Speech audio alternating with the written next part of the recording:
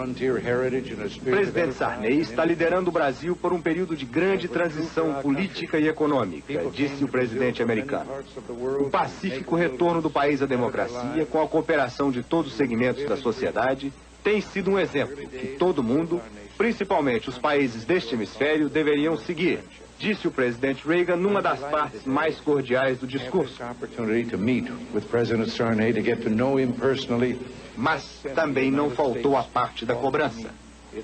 A luta pelo comércio livre deve começar em casa, disse ele.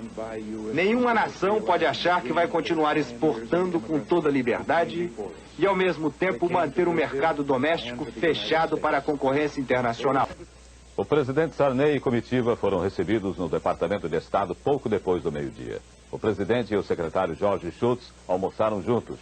O repórter Paulo César de Araújo estava lá. Primeiro, o secretário George Shultz levou o presidente, Dona Marli, para ver as fotos do encontro da manhã na Casa Branca e outras fotos coloridas do Brasil. A imprensa só pôde registrar os discursos do final do almoço. O pronunciamento do secretário americano teve duas partes, a do elogio e a do recado. Ele reconheceu que em 18 meses de governo, o presidente Sarney retirou o país do marasmo econômico e tornou o Brasil uma presença importante nas grandes responsabilidades da economia mundial. O recado foi claro. Nós descobrimos, disse ele, que todos ganham com a competição econômica livre e aberta. E agora as notícias da noite. Chegou ainda há pouco a Brasília o secretário de Estado norte-americano George Shultz. Ele chega ao Brasil 13 dias depois que o governo dos Estados Unidos decidiu aplicar retaliações comerciais contra os produtos brasileiros por causa do não pagamento de patentes da indústria farmacêutica. Este vai ser um assunto incluído na pauta do encontro que o secretário Shultz terá amanhã com o ministro das Relações Exteriores, Abreu Sodré. Amanhã também o secretário se reúne com o presidente Sarney no Palácio Alvorada. O secretário de Estado norte-americano visitou outros países da América Latina antes do Brasil. Ele chegou agora à noite na base aérea de Brasília. A pedido do próprio secretário de Estado norte-americano, George Shultz, a cerimônia de recepção foi cancelada. Na base aérea de Brasília, ele foi recebido pelo chefe do cerimonial do Itamaraty, embaixador Paulo Pires do Rio, e pelo embaixador dos Estados Unidos no Brasil, Harry Schlaudman.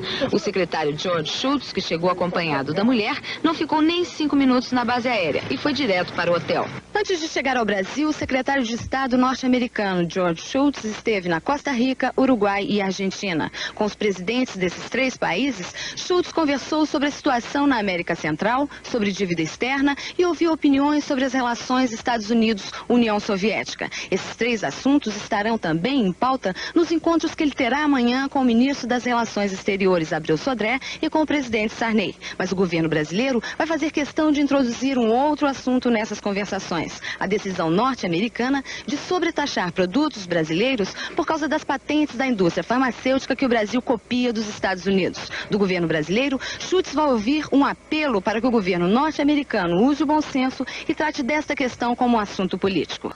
O governo dos Estados Unidos anunciou que vai liberar um empréstimo ponte de 500 milhões de dólares para a Argentina.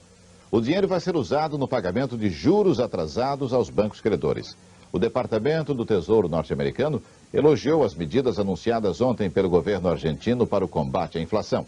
O novo programa econômico argentino também foi elogiado pelo Banco Mundial e pelo FMI. Novas tecnologias, dívida externa e as grandes decisões mundiais. Estes vão ser os assuntos da conversa entre os presidentes George Bush e Fernando Collor em Brasília. Alexandre Garcia. Hoje, no Itamaraty, o embaixador do Brasil em Washington deu uma entrevista para explicar o que o Brasil espera dessa visita. Seria permitir uma troca de opiniões entre os 2 chefes de Estado no momento em que estão ocorrendo transformações tão importantes na economia mundial. O que o Brasil gostaria de ouvir do presidente dos Estados Unidos é um gesto de boa vontade para a transferência de tecnologia moderna para modernizar o Brasil, depois de o Brasil ter abandonado as reservas de mercado. O presidente americano Bill Clinton chegou agora há pouco ao Brasil na segunda etapa do giro que ele faz pela América Latina. O avião presidencial Air Force One chegou ao aeroporto de Brasília depois de sair de Caracas, na Venezuela. Ó, e do Palácio do Planalto, o repórter Luiz Carlos Braga fala da programação de hoje e dos acordos que vão ser assinados. Bom dia, Braga. Bom dia, Monforte. 2 acordos vão ser assinados aqui no Palácio do Planalto, da área de meio ambiente, preservação das nossas florestas e combate ao narcotráfico. Esse os americanos têm muito interesse, porque o Brasil se transformou em rota de tráfico de drogas. E nesse acordo vem dinheiro aí para aparelhar melhor a Polícia Federal para fazer a segurança das fronteiras. Um pouco mais tarde, por volta de meio-dia, vai ser assinado o acordo da área de educação, lá no Palácio da Alvorada. Esse acordo permite que universitários brasileiros façam estágio de até 6 meses em universidades americanas. E o presidente Bill Clinton, à tarde, tem um encontro marcado no Congresso por meia hora com os presidentes da Câmara e do Senado. Ele entrega aos presidentes da Câmara e do Senado uma carta dos congressistas americanos pedindo maior abertura comercial do Brasil. Um bloco econômico de 700 milhões de consumidores, uma renda de 9 trilhões de dólares. Por que o Brasil reage tanto à criação da ALCA, a Área de Livre Comércio das Américas? No primeiro semestre deste ano, o Brasil comprou 8 bilhões e meio de dólares em produtos americanos e só vendeu para eles 5 bilhões e 800 milhões. E por quê? Porque eles sobretaxam a nossa laranja, por exemplo, para proteger o produtor deles. Também sobretaxam o aço brasileiro. Desprezam a nossa gasolina, poluente, segundo eles. E não querem saber dos nossos vegetais, reprovados pelas leis sanitárias de lá. Já o exportador dos Estados Unidos vende qualquer coisa aqui. Com a ALCA, a Área de Livre Comércio das Américas, tudo indica que os americanos vão vender mais aqui dentro, mas nada garante que os brasileiros vão vender mais nos Estados Unidos. Eles têm um controle de qualidade maior, leis melhores e protegem muito a própria indústria. Estados Unidos ou Europa? O Plano Real e o programa de privatização transformaram o Brasil no grande mercado das empresas norte-americanas. A visita do presidente americano. Brasil e Estados Unidos firmam parceria para desenvolver o mercado mundial de combustíveis renováveis. Na passagem de menos de 24 horas por São Paulo, George Bush toca chocalho com meninos pobres. O presidente Barack Obama prometeu explicações à presidenta Dilma Rousseff sobre a suposta interceptação de comunicações de integrantes do alto escalão do governo brasileiro, inclusive da própria presidenta, por serviços de inteligência norte-americanos. Yeah, we're going to work on a free trade agreement with Brazil. Brazil's a big trading partner. They charge us a lot of tariffs, but other than that, we love the relationship.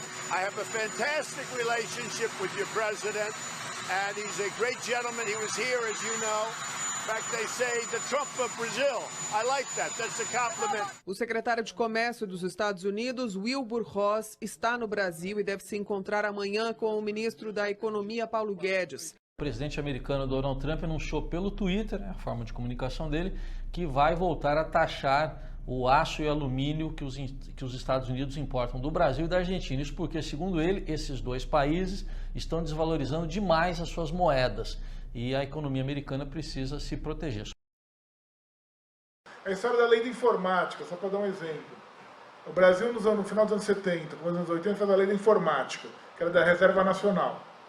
Lembra de mercado lá de informática, que foi bom para o setor de informática, porque desenvolveu um monte de coisa, precisa falar coisa de botocura, mas teve suas vantagens, porque os bancos eram a favor da lei da informática, para desenvolver sistemas próprios, tudo isso. Mas enfim, o Brasil, mas não é só o Brasil que fez isso. O Japão e a Coreia fizeram uma lei muito parecida, e a Índia fez uma lei muito parecida, tudo na mesma época. O Peter Ivas que mostra esse estudo aí, tá ele compara.